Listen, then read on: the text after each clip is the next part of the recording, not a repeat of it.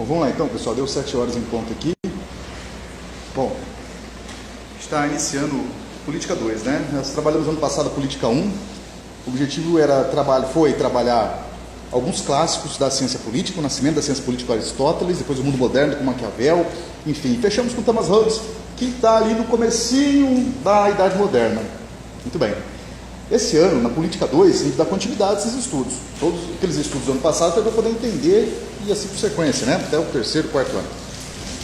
Para entender o quê? Esse mundo moderno da política, né? Que está sendo constituído a partir de toda uma tradição que remonta ao mundo grego. Nós pensamos no mundo grego, mundo romano, mundo moderno europeu, mas é claro que a política está acontecendo, né, em todas as partes do mundo. Bem, dito isso, aqui nessa disciplina, Política 2, nós vamos estudar a modernidade.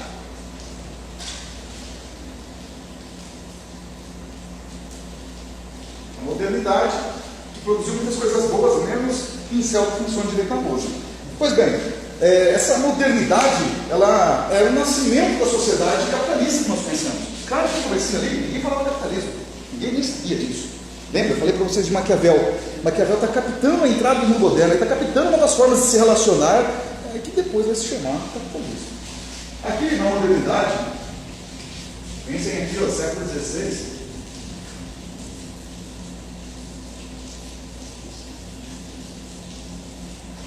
Nós vamos estudar os teóricos do capitalismo. Aqui a gente não vai estar nem um texto marxista, nem um texto. São os textos dos clássicos liberais. São os teóricos da ciência política, são os pais do liberalismo, são aqueles que vão chamar de capitalismo esse novo mundo que nós conhecemos, né, e que vai fundamentar uma política capitalista para os estados, né, seguirem. Então, aqui na Política 2, vamos estudar a modernidade, sobretudo os teóricos.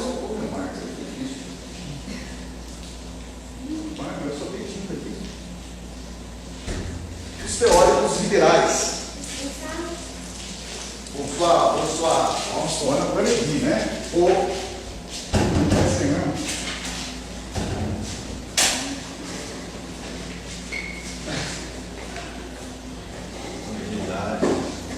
Um minutinho para vocês que eu preciso fazer algumas coisas diferentes. Coloca demais. O quê? Filha? Oi, sentei.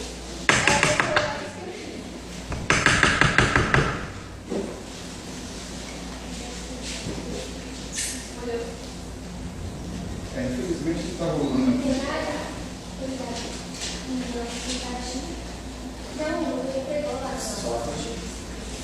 Vai ter que ser estilo palestra. Primeira aula, vai ter como, tá? Infelizmente. Então, aqui nessa disciplina, nós vamos estudar o quê? Os teóricos liberais. Quem são esses caras? Os pais do capitalismo, os pais do liberalismo. Muito hoje se fala em liberalismo, né? Sou liberal, defendemos o liberalismo, o Estado é liberal, mas vocês que estudarão os teóricos do liberalismo vão ver que esse liberalismo que muito se anuncia nos dias de hoje não tem nada muito a ver com os clássicos. O primeiro autor que nós vamos estudar é John Locke, Sir John Locke. O Locke é conhecido popularmente como o pai do liberalismo. Significa o quê? O pai da doutrina política do capitalismo.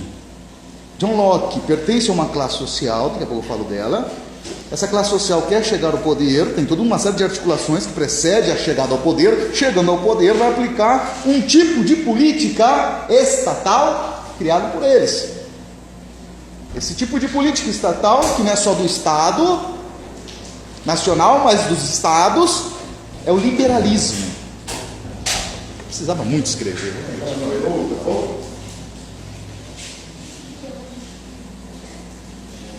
Isso, todo mundo conseguiu ler aqui, ó. Parece que liberalismo, tá bom? Mas fala o que estão enxergando ali, para ficar feliz. Então, o liberalismo, ele é a doutrina política, é a forma teórica, é a teoria desses intelectuais da modernidade. Eu disse para vocês, esses intelectuais, eles não estão soltos, igual acetileno pode estar solto aqui no ar. Acetileno é um gás que fica oscilando. Uma hora ele está lá no alto da sala, depois ele pode estar no meio, volta para o alto, de repente ele vem aqui para baixo. Não é que nem o gás de petróleo, liquefeito de petróleo, VLP, gás de cozinha. Se soltar gás de cozinha aqui, ele vai acumular aqui embaixo primeiro e vai subindo. Ele não vai ficar um pouco lá em cima. O acetileno ele fica oscilando. Esses intelectuais não são acetileno. Eles não ficam oscilando. Eles possuem um norte, um chão social. Falam de um lugar específico. Pertencem à classe social que buscava a ascensão nesse século XVI e teve, que é a burguesia. A burguesia é uma classe social que não nasceu simplesmente no século XVI. A burguesia foi se constituindo com a crise do mundo feudal e o advento do mundo moderno. Então foi um tempão gigantesco, foram alguns séculos. Se nós pensarmos, da onde vieram esses burgueses? Espero que vocês lembrem das aulas de história do finalzinho do ano passado, que elas são fundamentais para agora. Sacaram? Não era só para um gozo do tio Jean do ano passado, ou esperadamente de vocês, para entender isso aqui agora. Que agora não vou poder explicar toda aquela transição que foi do capitalista, tudo de novo, né? Então observe, com a crise da Idade Média, com a crise daquela forma de organizar a vida, feudalismo, um grupo social, não é classe ainda, é só um grupo social, começa a ver vantagens em morar na cidade e não mais no campo. Essas pessoas são servos. Muitos desses servos vão se associar a outras pessoas que não eram servas, que já eram livres, mas era uma minoriazinha. São os comerciantes. Esses comerciantes criaram os burgos, cidades fortificadas. E quem mora no burgo é o burguês. Muitos servos, ao verem o renascimento das cidades, viam uma perspectiva de vida que o mundo feudal não lhes dava. Muitos desses servos queriam dar linha na pipa e deram, e foram, e saíram do campo. Saíram do campo e foram para as cidades. Como é que nós estudamos isso lá no ensino médio em história? O êxodo rural. Só que muitas vezes o êxodo rural é ensinado de forma harmônica. Então não está legal aqui, sei lá, tipo assim, tá ligado? Eu vou para a cidade. Não, foi um processo lento e longo e cheio de complexos violentos. O fato é que, ao passo que as cidades iam crescendo, iam ganhando cada vez mais autonomia, e as pessoas que moravam nas cidades, é claro, aquelas que moravam nas cidades, eram conhecidas como burgueses, mas sobretudo aqueles que eram donos de propriedades, dono de uma ferramentaria, dono de uma carpintaria, dono de um comércio, de uma tenda, dono de qualquer uma outra propriedade. Essas pessoas, esse fenômeno, este fenômeno, com essas pessoas, foi dando vida, muito paulatinamente devagar, aos poucos, a uma classe social. Essa classe social é a burguesia. E essa burguesia se formou então num processo lento, de luta contra os senhores feudais, de luta contra aqueles proprietários de terras, aqueles latifundiários, que prendiam o trabalhador à terra. Eram servos. Muito bem. Ao passo que as cidades iam crescendo, mais servos queriam ir para as cidades. Era uma perspectiva de vida muito melhor. Pelo menos era uma nova perspectiva de vida. Muito bem. Mas até que essa burguesia chegasse ao poder e criasse todo esse complexo do liberalismo, demorou mais um tempo. A classe burguesa passou por um processo de disputa política com os senhores feudais, com os nobres, e em um dado momento ela vai desenvolver uma série de batalhas, guerras. Essa burguesia vai chegar ao poder, mas não chega porque simplesmente falaram assim: senhores feudais, por obséquio, por gentileza, vocês podem ir embora, porque agora nós não queremos voltar. Jamais! Foram guerras e mais guerras. E dentro desse contexto, nós observamos uma aliança entre burgueses e nobres contra os senhores feudais. Isso aqui é muito interessante.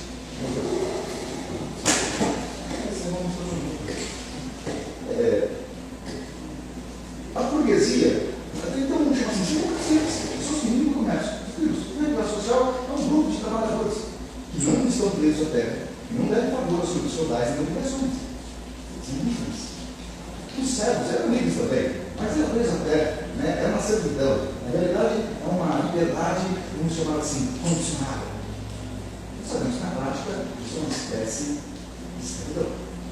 Né? Mas há diferença entre servidão e escravidão. Depois não pode fugir. O fato que eu chamo a atenção é que esses comerciantes viam nesse mundo feudal um entrave desgraçado. Um entrave muito grande. Porque você não tinha mercadoria, sei lá, queijo, mercadoria bem bastante. Você sabe vender por queijo, você vai passar por muitas propriedades. Cada propriedade que você passa, você tem que pagar um imposto. É o Thunder, né? Ou esse imposto, perto do país do outro. É para ele ver uma fazenda que é outra, tinha que pagar impostos. Isso carecia pra caramba, porque o queijo, para sei lá, deve dinheiro, para chegar, sair daqui, vamos supor que eu falar, para chegar no emprego, ele está valendo 30 dinheiros, tanto imposto que ele pagar, você tem que revender o preço lá, e aí o cara que fazia queijo lá vendia por 15 anos. Mas tem muito para você, é tão ruim. Outra coisa que é ruim desses comerciantes. Um metro, 60 centímetros, né? Isso agora há pouco tempo. Ele não tinha nenhuma padronização de sistemas de preços e medidas. Para quem é comerciante, isso é o caos. O caos. Você não quer um metro. Pô, um metro aqui é 60 centímetros. Um metro lá em Rio Preto é, sei lá, 120 centímetros. Né? Ou eu quero um metro de tecido, na Finlândia, 8 quilômetros de tecido. Eu vi um regaço, dificulta as negociações. E o sistema unitário de moeda, então, não existia também. Aí complica tudo, isso é mais complicado. Por quê? Eu comprei por 2 lucas um livro. Daí eu tenho que vender por 2 lucas, né, para a Amanda. Só que a Amanda não recebe dinheiro do Lucas, do reino do Lucas. Sabe por quê? Vocês são inimigos. Então, lá no reino, essa moeda tudo vale nada. E do que eu vendo, não vale nada na dele. Então, eu sou comerciante de estou ganhando menos 2, eu quero vender por 2, para mim não é bom isso, né? Né? E mesmo que não tivesse mulher, o sistema era outro. Vamos supor que, sei lá, no reino da Bruna, a moeda fosse de cobre, e no reino do Guilherme fosse de prata. 2 Brunas multiplica 2 Guilhermes. Sacou? É complicado. Então, isso aí era um tecido. Se não bastasse, isso não são outras coisas, são muitas coisas. Se não bastasse essa que eu estou dizendo, tinha a questão do poder político. O poder político era descentralizado. E por isso mesmo, tinha cada lugar fez uma medida, né? Cada lugar tinha uma taxa alfandegária, não era uma taxa de 10% de cada território que você passa, não, cada lugar pagava o que quisesse, e na hora de mudar, na hora que quisesse também. Né? Então isso é muito muito para a classe burguesa, e viabiliza os negócios, dificulta os negócios. Tudo bem, essa classe burguesa vai crescendo, mas vai crescendo no âmbito das cidades. Né? Isso já é rico, nós chamamos na história, na ciência política de renascimento urbano. As cidades vão crescendo, cria-se uma perspectiva de fuga, vamos sair, então, assim, saída do mundo feudal, do mundo agrário, quer dizer que todos vão sair, ok? Mas há uma perspectiva, há uma possibilidade. Está perto, eu quero ir para a cidade, eu não vou tentar ir lá. E acreditem, né? A notícia era que nas cidades a vida era muito melhor. Bom, isso é relativo, né? Quer dizer que você chegar na cidade e tem a vida ficou legal, não continuava horrível. Se você não tivesse uma profissão cabível em determinados centros urbanos, determinados grupos, você ia ficar em condição de indigente, né? Eu falei errado, mendicância, né? E é horripilante também. Aí eles voltavam por feudo que saíram, né? E voltavam com uma situação, uma relação de poder muito mais complicada ainda, né? Não, o senhor falar, não sei o que, por que vai precisar da tradição, né? Você quebrar as obrigações do seu senhor. Dificilmente voltavam. Para voltar e muitos voltaram, não desistia descansado, né? Não tinha umas vezes que, quando o servo saía e ele era preso, tinha a obrigação de voltar para o feudo, tinha até algumas punições. Como é que quando eles saíam do feudo para a cidade, tinha uma proteção desses imigrantes? Isso é uma das coisas importantes da cidade. Porque a cidade, por exemplo, quando você está sob o seu feudal, sob a proteção do seu feudal, quem faz a segurança é ele. É um acordo, né? E nas cidades, é a própria cidade que faz. E aí tem outra coisa importante. Essas cidades, conforme o ia crescendo, elas compravam uma carta de franquia. O que é isso? Essas cidades não pagam imposto para o seu feudal, não cobra para nada que servir, mas ele é livre dele. Essa carta de franquia dá liberdade. Nós usamos até hoje na economia essa expressão de franquia. Né? Ou seja, você tem que seguir algumas normas, diferente da franquia mercantil comercial hoje. Mas a palavra franquia vem de cidade franca, né? A cidade franqueada. Ou seja, você tem autonomia para viver de acordo com o que você quiser. quiser ter o próprio espaço para além do domínio do senhor feudal, embora seja uma terra grande. Quando conseguir a carta de franquia, o senhor feudal, antes dessa carta de franquia, pouco conseguia habitar politicamente na cidade. Agora, comprando a data de franquia, aí ele não vai habitar mesmo. Né? Mas por que ele vendia isso? Porque significaria ele não habitar politicamente nas regras do poder da cidade. Por que ele faz isso? Porque era muito caro, era muito dinheiro. E é a crise dos senhores feudais. Né? Crise econômica, crise de produção, né? Crise em relação à peste bubônica, que assolou grande parte da Europa, crise em relação às guerras que estavam acontecendo, e as cidades francas eram uma fonte de renda, né, relativamente estável, né, interessante para os senhores feudais. Só que essas cidades são cada vez mais, vamos chamar assim, essa palavra com aspas, se empoderando, crescendo, ficando poderosas, né, e começaram a desenvolver mais rusgas, mais desentendimentos com os senhores feudais. Entra aí um personagem que já existia, passa a existir, já existia, que são os nobres. Esses nobres também eram senhores feudais, ok? Mas tem lá uma nobreza, os príncipes, reis, essa galera que tem fazenda também, só que tem propriedades que não são gigantescas. E os maiores senhores feudais eram clérigos. O alto clero da Igreja Católica era o grande proprietário da maior parcela de terras da Europa inteira. E nesse momento é um momento de descentralização do poder político do rei. O rei não está apitando muita coisa, ele existe, mas ele está enfraquecido politicamente e financeiramente. Olha que coisa interessante. Essa classe de comerciantes, não é classe social ainda, essa categoria de negociadores, os burgueses, se unem com os nobres enfraquecidos politicamente. O poder está descentralizado. Quem manda ali, apita mesmo no dia a dia na política, são os senhores feudais, donos de terras. Okay? Não é só religioso. É que a maior parte eram os religiosos, mas não eram só eles não. Do outro lado, a burguesia. Tem dinheiro pra caramba. É a classe que está em maior ascensão econômica nessa Europa Ocidental. Tudo bem? Olha cá. Os nobres não têm essa grana. Estão quebrados. E politicamente tem um poder descentralizado. O que os burgueses vão querer? Porque tem o que aqui? Tem um status quo de poder. Tem um status de poder, mas está enfraquecido. A burguesia e a nobreza, na Inglaterra, na França, por exemplo, Portugal, Espanha, se unem para lutar contra os senhores feudais. Observa que eu estou falando devagarzinho, porque eu quero muito que vocês compreendam esse processo histórico para a política. Então, dessa união, eu estou só repetindo, vocês estão lembrados que eu expliquei isso no passado? Dessa união da burguesia com os nobres, vai sair um conflito gigantesco com os senhores feudais. É a ruína dos senhores feudais. Desta união, surge o Estado Nacional moderno, o Estado moderno. Guarda aí essas expressões moderno, modernidade, vai continuar comparecendo aqui o ano inteiro para nós. Esse Estado moderno é o Estado Nacional moderno absolutista. Eu vou repetir, porque eu estou sem tinta aqui. É o Estado moderno nacional absolutista. O Estado absolutista moderno nacional. A ordem aqui não vai fazer muita diferença. Agora, pelo menos. Vamos entender essa expressão toda. É o Estado. O que é o Estado? Opa, o Estado já existia na Antiguidade, mas não é igual esse Estado do século XVI, do século XV e século XVI. É um Estado diferente. Esse Estado moderno, por que eu falo moderno? Para distinguir do antigo, porque tinha um Estado no antigo. Estado, vamos chamar assim, o Estado babilônico, o Estado egípcio, o Estado sumeriano. Estou falando do antigo, não, estou falando do moderno. O Estado moderno é nacional absolutista. Preciso que vocês entendam para valer essas palavrinhas aqui. Então, esses. Concepção de nação que muda. Um pouquinho mais alto. Concepção de nação que surge no mundo. Muda. Vai surgir e é nova. Esse Estado tem a ver com. Eu vou ter que vir aqui, ó. Com um território, com uma fronteira. E a princípio aqui é território físico mesmo. Ok? É espaço. Daqui até aquela cerca lá. Daquela ponta lá do rio até a outra ponta do rio. Aqui se fala um idioma. Aqui se tem uma religião. Aqui se tem um rei. Um ditado popular na época era: um só rei, um só Deus, uma só lei. Como é que se estabelecia isso? Não era com flores. Nunca foi com flores, infelizmente. Era com guerras. Porque nesse Estado criado, antes de ele ser criado, está existindo uma guerra com os senhores feudais que dominam toda essa região. Os nobres e os burgueses, nessa guerra com os seus feudais, eles vão ter que subordinar as seus feudais. E todos os senhores terão que aceitar aquele rei, aquela lei, guarda, aquela lei.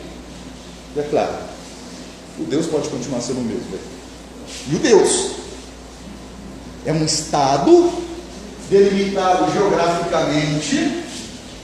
Ele é moderno, porque está no século XV e XVI. Ele é nacional. O que é nacional? É identidade, né? Olha que bonitinho. A identidade nacional do Estado moderno. O Estado moderno tem uma identidade. E qual é esta identidade do Estado moderno? Primeira coisa, aceitar o mesmo rei. Obediência ao mesmo rei. Estou destrinchando aqui um Deus, uma lei, um só rei. As leis que circunscrevem todo mundo que vive nesse território, com um idioma, ou dois até talvez, oficial, e com uma religião oficial.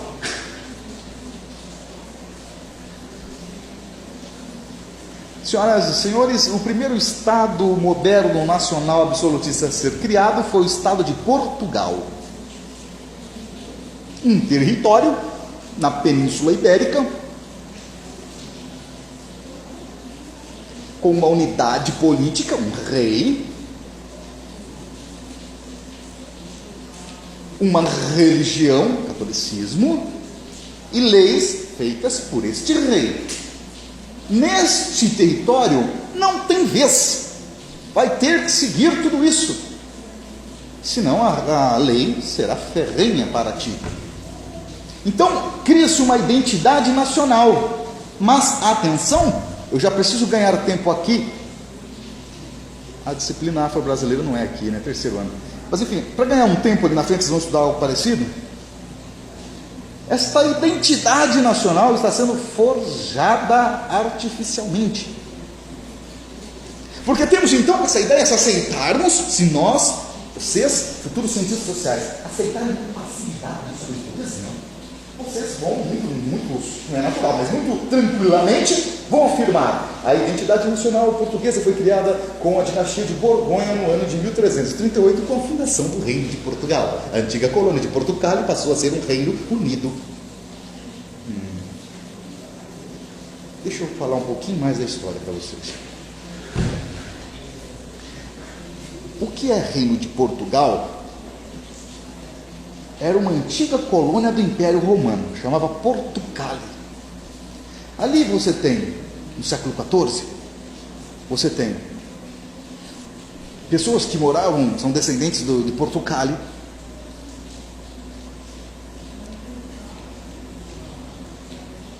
e que falavam português, uma derivação do latim, língua oficial do Condado de Portugal. Você tinha pessoas da Galícia, pessoas do que se chamaria Catalunha hoje, você tem ali bascos, você tem ali espanhóis, você tem ali ciganos, você tem ali judeus, você tem ali islamitas. Está dando para sacar? E aí cria-se impositivamente uma identidade nacional, que é a língua portuguesa, a religião católica e as leis do Estado português, que está inventando tudo isso, a dinastia de Borgonha. Então, essa criação do Estado nacional não deve, por nós aqui no século XXI, passar assim de forma complacente, dizendo: criou-se um Estado nacional com uma identidade nacional. Forjou-se, sim, é verdade. Os ciganos continuaram sendo ciganos, os bascos continuaram sendo bascos, os catalães continuavam ainda sendo catalães, o pessoal de Castela, de Aragão, de Leão e as outras várias nacionalidades que existiam passaram a ser, vamos chamar assim, a elas passou a ser imposto uma certa nacionalidade. Porque, na realidade, observa, é o contrário, né? Porque essa necessidade material da burguesia e da nobreza de juntar o poder é que deu vida a essas ideias. Né? É uma bola de ideia. E aí a ideia, a ideologia tem papel, né? Nenhum membro de Portugal tem sua nacionalidade portuguesa. O que são as nacionalidades aqui nesse contexto? E eu diria extensivo a qualquer outro contexto, mas vamos especificar no nosso contexto aqui, que é o século XV, século XVI. É um forjar, né? É um forjar.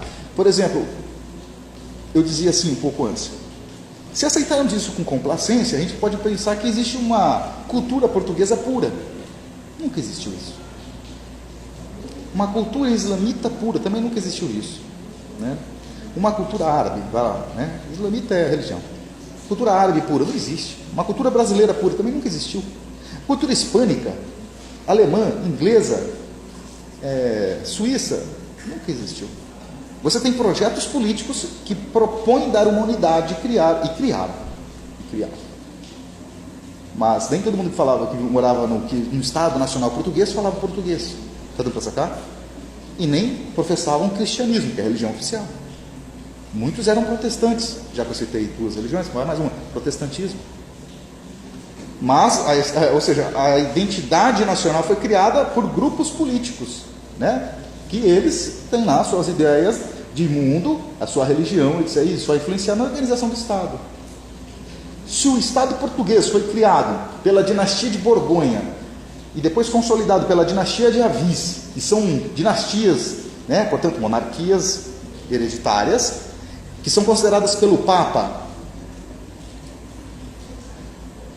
como nações exemplos do cristianismo, todo mundo que mora nessa nação tem que dar exemplo de cristão.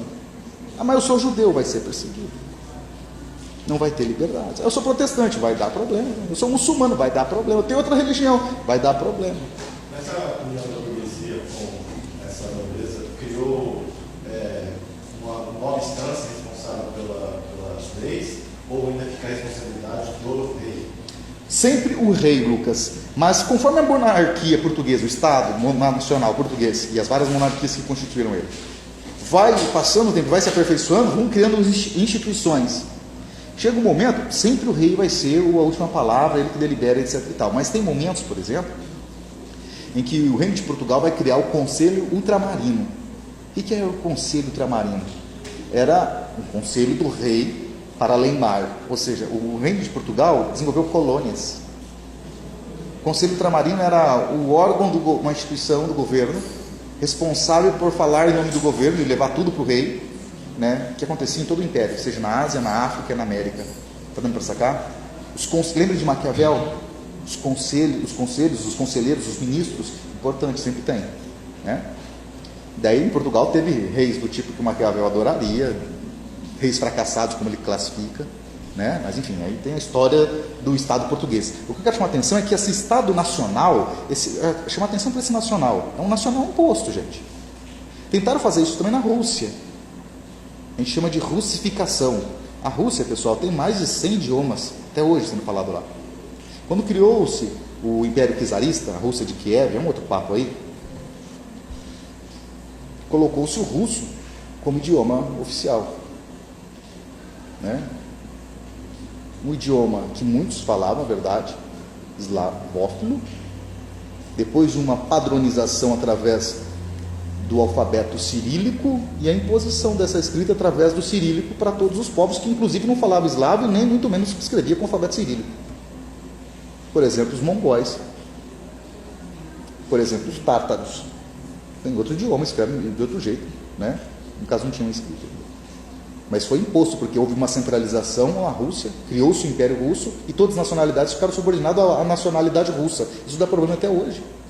Veja a relação até hoje em relação à Rússia e à Ucrânia. Kiev fica na Ucrânia. O Império Russo começou em Kiev, que hoje é a Ucrânia, que sempre foi a Ucrânia. Sempre assim. Muito antes de surgir o Império Russo já tinha a Ucrânia.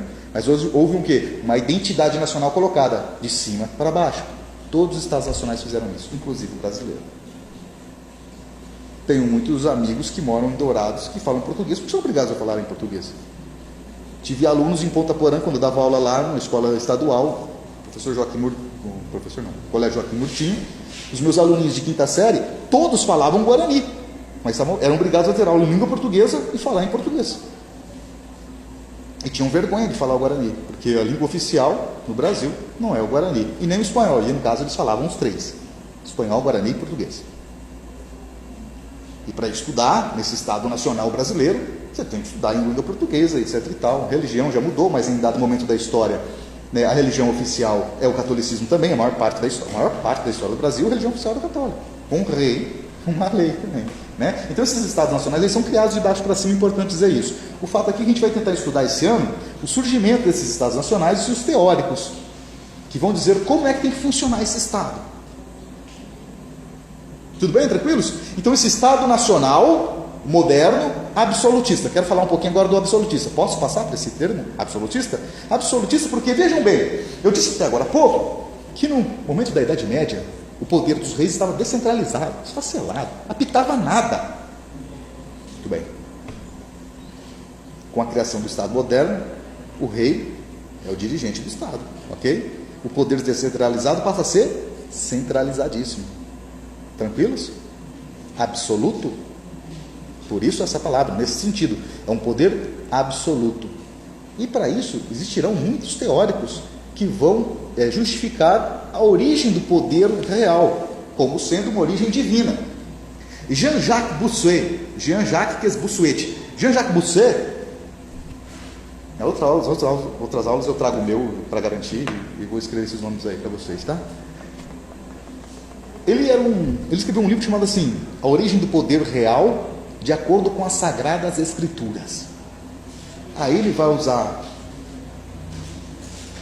a Bíblia em geral, mas me chama a atenção aqui o livro de Corinto, em que tem um capítulo chamado assim, que eu não vou lembrar de cabeça agora, da obediência aos reis. Quem escreveu esse livro da Bíblia está se referindo ao rei Davi, rei Salomão, os reis de Israel, quando criaram o Estado de Israel. Qual é o Estado de Israel? Mas é o Estado antigo. A gente está falando agora do Estado moderno. Então, usando essa fundamentação do Estado antigo para continuar fundamentando o Estado moderno. A origem do poder real, poder absoluto do rei, vem de Deus. Deus deu esse poder para o rei. Você tem uma população cristã, mesmo que não fosse católica, cristã em geral, que acredita em Cristo, que respeita o Velho Testamento também e o Novo, portanto, que acredita em Deus, Deus de Abraão, fica bem claro, Deus de Abraão.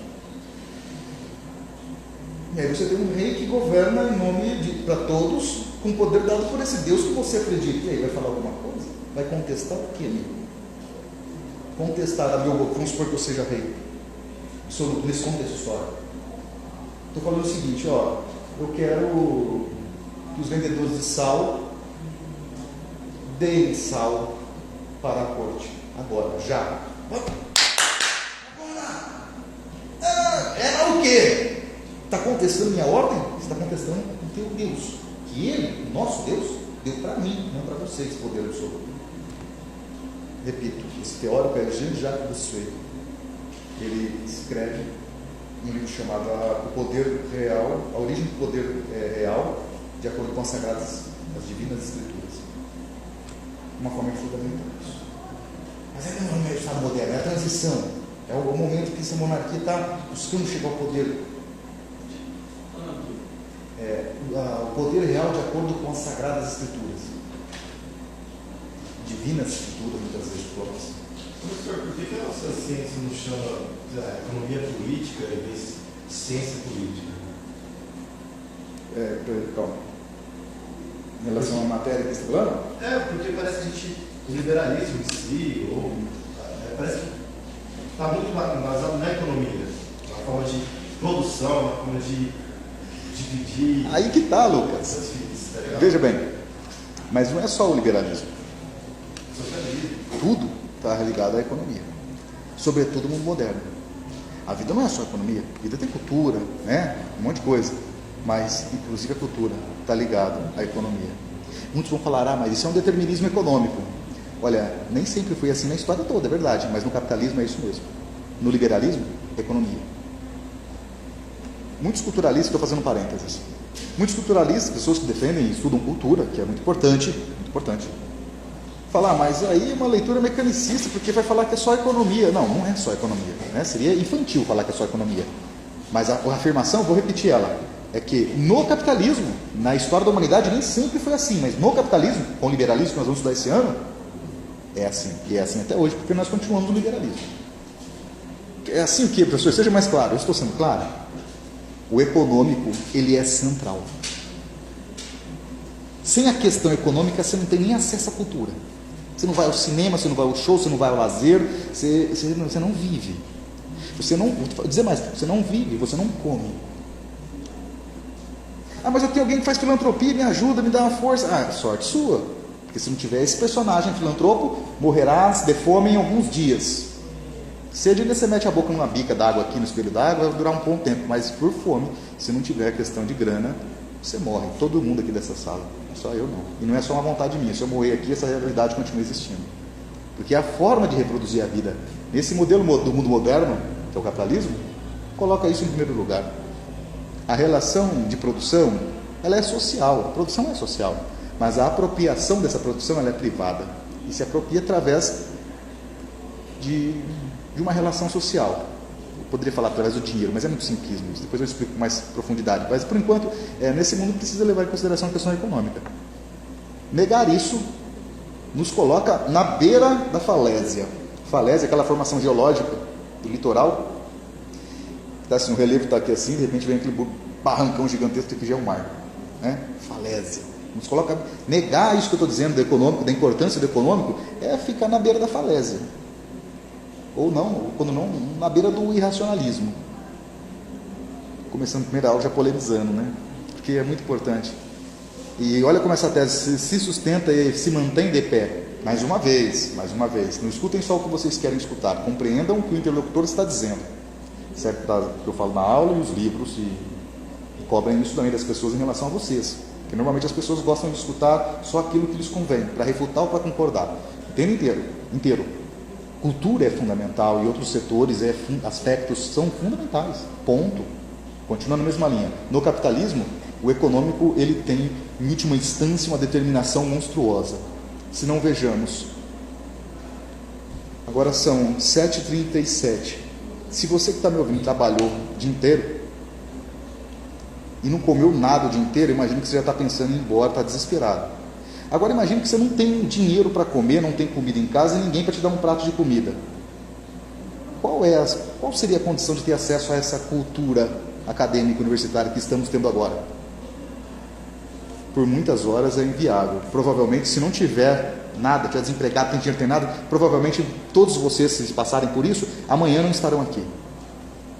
Muito provavelmente. Se estarão aqui assim, só Walking Dead. Isso é real. Muitos não vão para a universidade, muitos entram e saem. Está dando para sacar isso? Para ter acesso à cultura, isso aqui é cultura. Uma manifestação cultural isso põe. O econômico é central. E não é à toa que os teóricos do liberalismo não escreveram grandes tratados sobre a cultura. Escreveram sobre a política.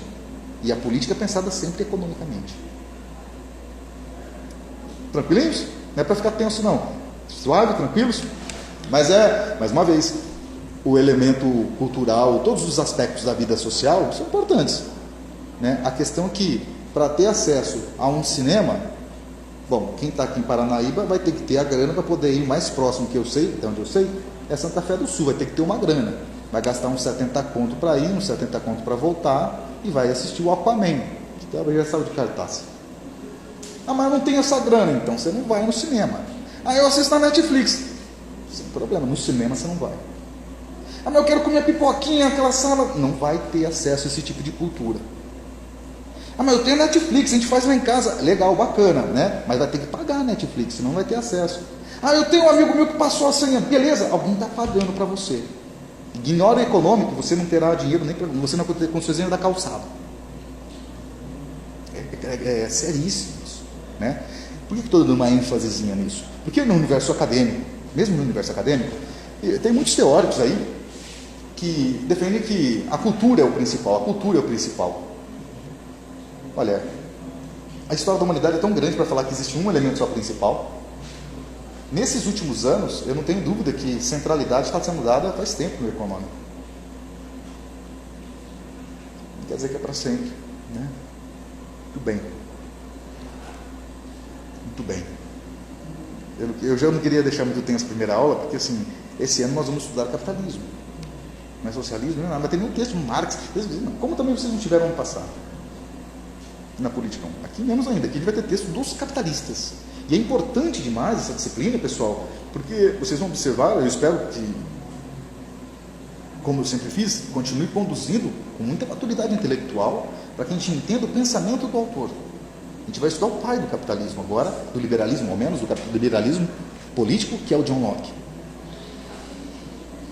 Muito bem. Tá? É proibido fazer doutrinação marxista, porque eu vou fazer de sempre. Mas a gente tem que entender, o principal aqui é entender o texto dos autores. E eles todos são capitalistas, são os teóricos do capitalismo. A saber, John Locke, Alex Tocqueville, Jean-Jacques Rousseau. Vamos trabalhar ainda o texto do Barão de Montesquieu, que são clássicos do liberalismo e do pensamento iluminista. Tudo bem? Tranquilos? Foco, entender o pensamento do autor. Ah, mas eu não concordo. Eu não concordo com nenhum deles. Mas eu só posso dizer que não concordo com nenhum deles depois que eu estudei eles. Isso é um princípio lógico.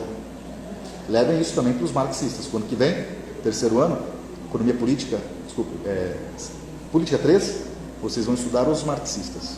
Marx, Lenin, Trotsky, um monte de gente. Né? Tem que entender. Lembra, eu falei isso no primeiro dia de aula para vocês, tanto na disciplina de História como de Política 1. Não é obrigado a concordar, mas é obrigado a entender o que o autor fala. Isso é fundamental. Isso nos distingue, muitas coisas, mas isso é uma das coisas que nos distingue de um cientista político, de um cientista social sério e de um cientista social picareta, né? Conhecer o autor, concordando ou não concordando, mas conhecer os autores, seja de qualquer vertente política, é um princípio mais básico de honestidade intelectual que é obrigado o cientista político, cientista social, historiador, geógrafo, sociólogo, enfim, antropólogo tem que ter. Né? E aí depois a gente faz as críticas, concorda, não concorda, mas tem que ler o texto do autor. Né? Vocês vão ver o que vai ser cada um aqui esse ano. Porque assim, o que defende o John Locke, Montesquieu, o Rousseau é o mais moderado de todos eles. Né? Mas ainda assim extremamente elitista. Os outros são extremamente elitistas, reacionários, né? Conservadores, mas todos esses que nós vamos estudar agora, amarrem as vesículas aí, o que eu vou dizer. Todos esses autores capitalistas, burgueses, teóricos, intelectuais da burguesia, todos eles são isso que nós vamos estudar, todos eles são revolucionários, todos. Mesmo o senhor John Locke, que vai invocar Deus a cada 5, 6 segundos para poder governar a Inglaterra burguesa, é um revolucionário de primeira linha. Jean-Jacques Rousseau é um revolucionário de primeira linha, vai influenciar inclusive o pensamento jacobino do partido burguês que vai fazer a Revolução Francesa. Alex Tocqueville, ele é um parlamentar do século XIX na França e literalmente defende a burguesia, etc. e tal. É um revolucionário de primeira linha. Tudo bem? Vocês espero que já saibam, mas se não souberem, espero que a gente aprenda junto aqui que revolucionário não é só socialista, não é só anarquista. A burguesia, esses que nós vamos estudar, foram revolucionários. Brutalmente revolucionários. Foram importantíssimos para a história da humanidade. É que em um dado momento, eles passam a ser reacionários. Aí complica. Mas quando fizeram a revolução burguesa, e colocaram a burguesia no poder, são absolutamente é muito, né? Mas são extremamente revolucionários. Em que sentido? Tendo como perspectiva o mundo medieval. Em relação ao mundo medieval, a burguesia tem um projeto extremamente importante, o projeto da modernidade. Guarda essa expressão, ó, projeto da modernidade. É o projeto político da burguesia para governar o mundo e dominar a economia desse mundo. Por isso, o ano que vem, vocês vão ter geopolítica. E, nesse sentido, são revolucionários. O projeto da modernidade, eu tinha que estar escrito tudo isso em quadro. O projeto da modernidade não é um livro como esse aqui, do Marx. Não é um livro. O projeto da modernidade está aqui, página 27, projeto da modernidade. Não. É um complexo de produção cultural, intelectual, desses vários autores, e aqui a gente vai estudar só alguns deles. Tem muitos, são centenas. A gente só tem que estudar alguns só, infelizmente. Ele é revolucionário, esse projeto da modernidade. Por quê? Porque ele é universalista. Ô, Jean, o que é esse troço aí, professor? É simples, gente. Eles defendem, o que eles defendem não é só para eles, é para toda a sociedade. É para os ricos, para os burgueses, alta burguesia, média burguesia, pequena burguesia, para os campesinos, para os trabalhadores, para todas as crianças, Ô professor, mas o que é que esse povo defende? Ué, igualdade, por exemplo, liberdade. Estão defendendo de verdade isso. Eles defendem escola, instrução pública para todo mundo, direito de ir e vir. Esse conjunto de intelectuais dá vida ao movimento iluminista. Tranquilos? Um dos lemas do iluminismo é liberdade, igualdade e fraternidade. Igualité, liberté, fraternité. Para todo mundo. Muito bem. A burguesia pregou isso e conseguiu o apoio da classe trabalhadora. Lembrando que no caso da França, a maior parte da população era campesinos. Eles apoiaram os burgueses a chegar ao poder, derrubando a monarquia, derrubando o mundo feudal. Só que quando começaram os burgueses a governar, lá para o ano de 1848, aí começa uma fase reacionária. E todo aquele discurso universalista para todo mundo passa a ser particularista. Aí a treta começa a ficar pesada, né? Mas eu vou devagarzinho, só estendi um pouco aqui a perspectiva. Então, a nossa disciplina desse ano, chamada Política 2, vai procurar trabalhar os teóricos da modernidade. Tá ok? A saber, esses que eu citei hoje aqui, mais uma vez, John Locke, Rousseau, Barão de Montesquieu e Alex Tocqueville. São clássicos que estão ali do século XVI. Barão de Montesquieu. Montesquieu, escreve. Esse Barão de Montesquieu, junto com o Alex Tocqueville, eles estão mais modernos, né? Sobretudo Tocqueville está ali em 1848, 1850. E aí fechamos o século XIX com esses liberais. Esses liberais que têm uma perspectiva revolucionária. Depois tem outros liberais que são conhecidos como pensadores vulgares. Muito bem localizados ali na economia marginalista, economia vulgar ou economia marginalista, que é um outro assunto que vocês vão estudar, já devem estar estudando, acredito, em economia. Estudaram no ano passado economia 1. Não estudaram os marginalistas? Mas é muito importante porque vai ser agora necessário esse conhecimento para entender, sobretudo, essas coisas. A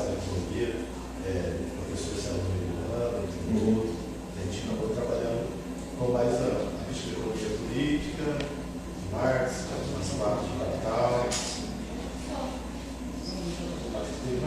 Ok. Mas, vocês vão ter economia 2 agora. E economia 2, vocês vão estudar os marginalistas, certo? Sem dúvida alguma. É que a 1 não estuda ainda os marginalistas, não. Vai falar da economia política clássica e tal, chega até o Marx, né? Mas agora os marginalistas são agora. Logo a gente não passa essa matéria, Não entendi. O Locke não passa não, né? Não, porque dele vai ser estudado na política. Vocês vão estudar provavelmente o Adam Smith ou muito provavelmente o David Ricardo, né? Então mudou tudo, Leonardo. Era eu e ia dar economia 2. Eu escolhi economia 1. Mas daí por questão de mudança e tal, aquela coisa toda, de chegar um professor novo, contratação, aquela coisa, sei lá. Daí, enfim, passei para geopolítica e... Política 2 também. Eu vou dar política 2 aqui. Vocês têm horário aí? Pô. Não, peraí, meu, é eu. Não, peraí, acho que mudou. Acho que era eu no horário antigo, na atribuição antiga. É eu que estou aí? Então eu garanto para vocês que vão estudar os marginalistas. É que mudou, assim, esse ano foi complicado. Um parênteses rapidinho. Que não cabe encher a cabeça de vocês com isso, vocês vão ter outros problemas para resolver. Mas tive que fazer várias atribuições de aulas, né? Eu fiquei sabendo quais são as disciplinas que realmente eu vou dar agora, semana passada, né? Que eu estava fora. E o Carlos me ligou e falou: gente, vai ter que fazer, desculpa, vai ter que mexer de novo, vai ter que te atribuir de novo. Eu falei: manda brasa aí, manda qualquer uma aí que eu dou qualquer uma, para liberar logo, para não ficar esse vácuo, né? Espero que não está dando vácuo não, né? Esse ano. Mas enfim, continuamos, né? Então, esses autores da Política 2 são os clássicos, parte, né, dos clássicos que são revolucionários da política. Em Economia 2, a gente vai estudar nesse mesmo período, só que os caras da economia política, vamos chamar assim, beleza? Não vou chamar de economista, porque economia foi um negócio que foi inventado só no século XIX, né? Bem no finalzinho. Mas são os economistas políticos clássicos, né, e marginalistas, que eu explico com calminha lá. Aliás, eu estou muito feliz porque esse assunto é minha praia. Isso aqui também é, né? Mas economia política, meu doutorado foi em economia política, né? Foi em ciências sociais, pesquisando o Marx fazendo a crítica da economia política. Então, economia política é minha praia. E aproveitando já, política e economia é uma coisa, economia política é uma outra coisa também. A gente não pode mecanizar, somar. Economia política é a junção de política mais economia. Errado, errado. Quer somar? Só para brincar um pouquinho aqui, para dar uma descontraída, porque eu vi que vocês não estão nem piscando hoje, estou até assustado. Não dá para só somar e isso vira economia política. Mas o fato é que economia política não estuda só política ou só economia. Ela estuda política, economia, história, filosofia, direito, que seria letras, literatura. Economia política é um negócio muito, extremamente amplo. Tanto que os capitalistas no século XIX, essa sua fase mais reacionária, quebraram a economia política e inventaram uma tal de economics. Nos Estados Unidos, Marshall desenvolveu uma perspectiva, que é a perspectiva marginalista de economia, né, que deu vida e que é hegemônica até hoje. Então, economia é rico, mas em perspectiva, em comparação com a economia política, a economia é uma coisa muito pobre, extremamente paupérrima, perto da economia política. Lembrando, Marx é um cara que estudou economia, né, economia política, e observe que a leitura dele é de história, de filosofia, é de letras, é de literatura, é de economia e tudo mais. E isso a gente vê nos clássicos da economia política, né, no Adam Smith, no David Ricardo. E quando a gente entra nos marginalistas, que são importantes também, a perspectiva de entender a sociedade pelo prisma econômico é um recorte, uma parte do que a economia fazia de forma muito mais ampla. Mas isso é um parênteses que eu vou fechar agora, tá ok? Na política, a gente vai então dar ênfase aos teóricos da política, mas atenção, esses teóricos da política, eles não são só políticos. O John Locke. John Locke é o pai do liberalismo político, não é? Sim, mas ele é um dos maiores burgueses da Inglaterra. Ele é um dos acionistas de uma das maiores companhias de escravos. Companhia de escravos não, porque a companhia não é dos escravos. Ele é dono de uma das maiores companhias de tráfico de seres humanos da África para a América. A African Company. Aí tem um nome que eu esqueci agora. African Company. E aí depois eu lembro. Mas enfim, ele é um dos acionistas da maior empresa de tráfico de seres humanos. Tráfico negreiro? Um dos maiores acionistas da maior empresa é o John Locke. Aquele papo de que estudar é uma coisa, militar politicamente é outra, é só para a gente da classe trabalhadora hoje no século XIX, final do XIX, 20 e 21, garantir os nossos dominadores do poder. Porque não teve, eu já devo ter dito para vocês no ano passado, vou repetir, não teve só um intelectual que a gente estudou até hoje, e eu garanto que vocês estudarão, mesmo não sendo comigo, que não eram militantes. E aqueles intelectuais que falavam assim, que criticavam a militância que criticava ele, que defendia a militância dele. John Locke, ele é um dos fundadores do Partido Burguês da Inglaterra, que vai tomar o poder e que vai criar o parlamentarismo na Inglaterra. E ele vai ser um dos parlamentares. Pode passar cá? Comerciante, intelectual, organizado politicamente em partido, faz uma revolução, que é a revolução dita gloriosa, que nós vamos estudar aqui esse ano, toma o poder e ainda vai governar como deputado da Câmara, como parlamentar. Estranho o liberal hoje falar assim, ó, uma coisa é militar, uma coisa é estudar. Estranho, aspas, liberal, aspas demais, defender escola sem partido, aspas, escola sem partido, que critica ele, porque é uma escola com partido, de preferência só o dele. Isso não está diferente do século XVI, XVII, XVIII, XIX, XX e nosso XXI. Então você tem Jean-Jacques Rousseau.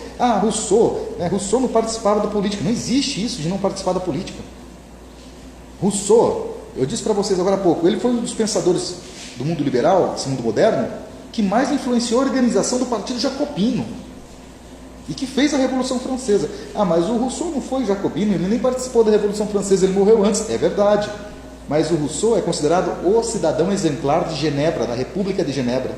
O governo de Genebra, quando precisa de algum conselho, de alguma consultoria, falaremos com uma linguagem mais sofisticada hoje, chamava quem? Quem era o intelectual número 1 da Suíça, Genebra, que era convocado pela República de Genebra para dar seu parecer? É o Jean-Jacques Rousseau, um dos caras que nós vamos estudar aqui também.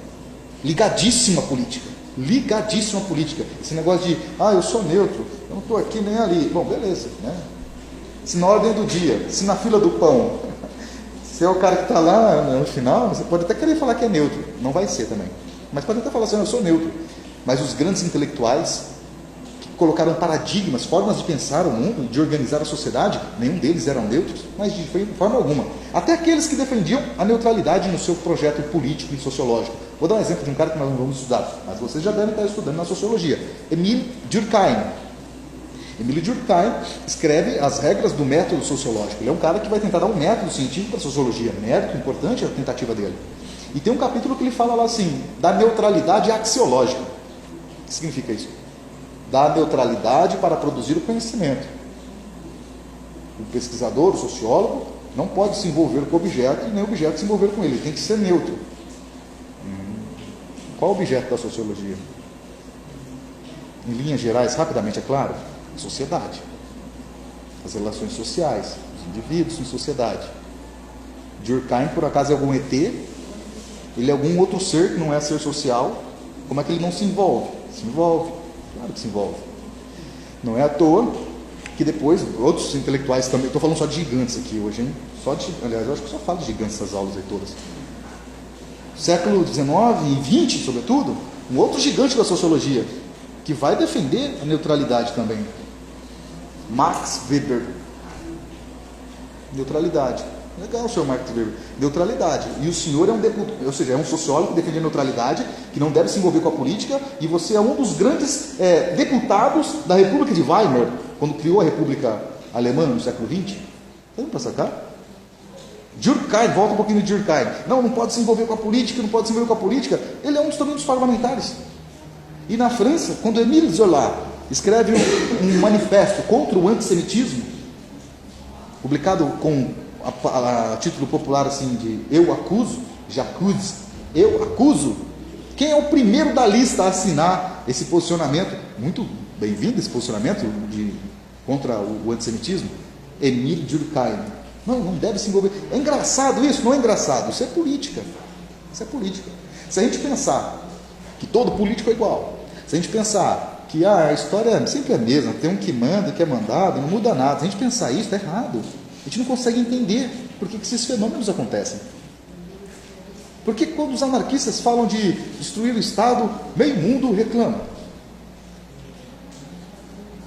Porque quando os marxistas falam de fazer revolução socialista, meio mundo reclama. Meio mundo que eu digo, vamos nomenclaturar. Porque muitos liberais atacam. E quando privatiza, por exemplo, uma escola, uma Petrobras, uma Vale do Rio Doce, nenhum liberal ataca a privatização, pelo contrário, defende a privatização. Política, meus queridos. Política. E a política não é para amadores. Essa expressão populesca é populesca. E o popular nos traz muito conhecimento. Se a gente for amador na política, no que diz respeito não a eleger-se vereador, deputado ou presidente, mas de entender,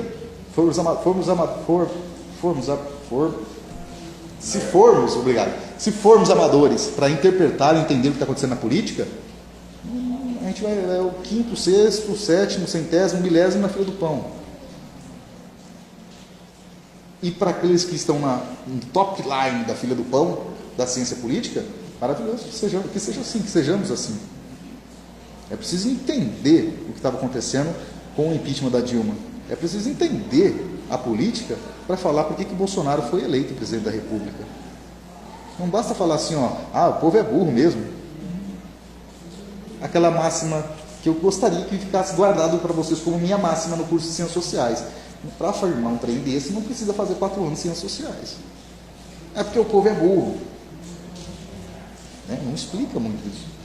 Só é um estereótipo. Ciência social não pode trabalhar para além disso. Para além disso. Por exemplo, ultimamente eu estou fazendo um estudo sobre fascismo. Um estudo particular. Muitos disseram, agora há pouco tempo, não tem nenhum ano, tem alguns meses, que o fascismo está de volta. que o governo Bolsonaro é um governo fascista. Ok. Você pode, como cientista, só falar assim, é isso mesmo? Ou pode falar, não, não é isso mesmo. Como um cientista social de quinta categoria, claro. Agora, para poder falar é isso ou não é isso,